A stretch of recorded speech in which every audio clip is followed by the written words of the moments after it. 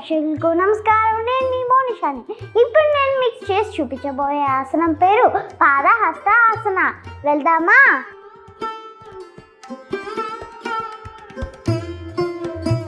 ముందుగా తాడాసనంలో బాడీని ప్రిపేర్ చేయండి. తర్వాత హెడ్ పైకి, హ్యాండ్స్ ఫుల్గా స్ట్రెచ్ చేయండి.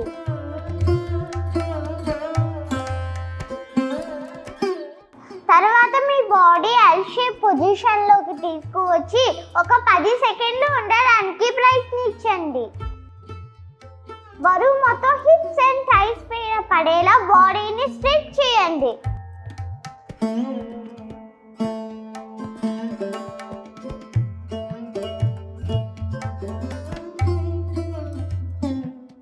తర్వాత మీ హ్యాండ్స్ రెండు మీ పాదాలు ముందర పెట్టడానికి ప్రయత్నించండి.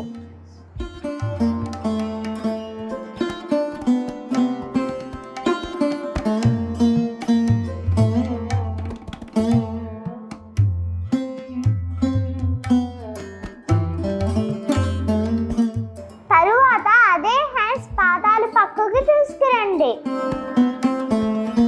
ఈ పొజిషన్లో 30 సెకండ్లు ఉండడానికి ప్రయత్నించండి.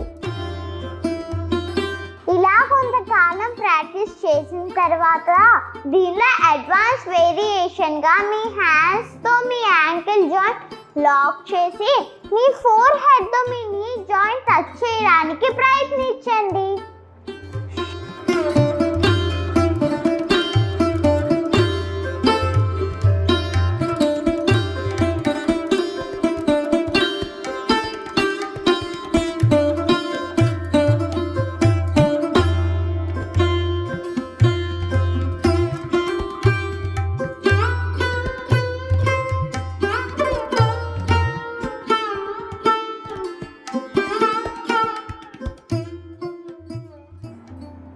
ఈ ఆసనం డైజెస్టివ్ డిజార్డర్ ఉన్న వాళ్ళకి చాలా మంచిది. ఎందుకంటే ఈ ఆసనం చేయటం వల్ల చిన్న పేగు, పెద్ద పేగు బాగా మసాజ్ చేయబడి ఫుడ్ ఈజీగా అరుగుతుంది.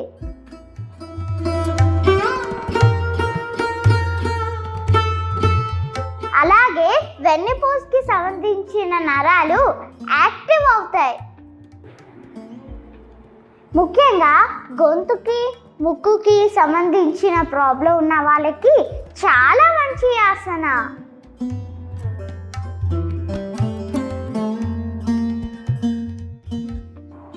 హెల్త్ బెనిఫిట్స్ బాగున్నాయి, కానీ ఎవరు చేయకూడదు అని మీకు చెప్తాను. ప్రెగ్నెంట్ ఉమెన్ ఈ ఆసనం చేయొద్దు. అలాగే బ్యాక్ పెయిన్ ఉన్న వాళ్ళు అస్సలు చేయకూడదు.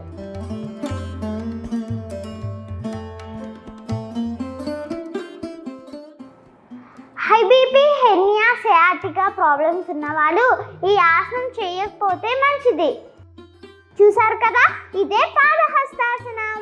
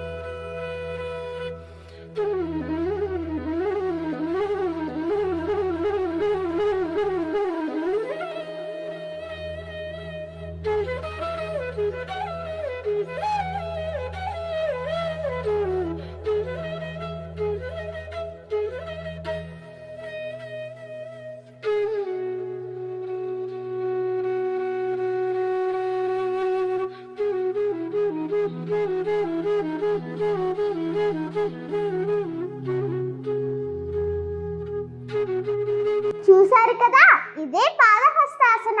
ఈ ఆసనానికి సంబంధించి ఏదైనా డౌట్ ఉంటే కింద కమెంట్ పెట్టండి.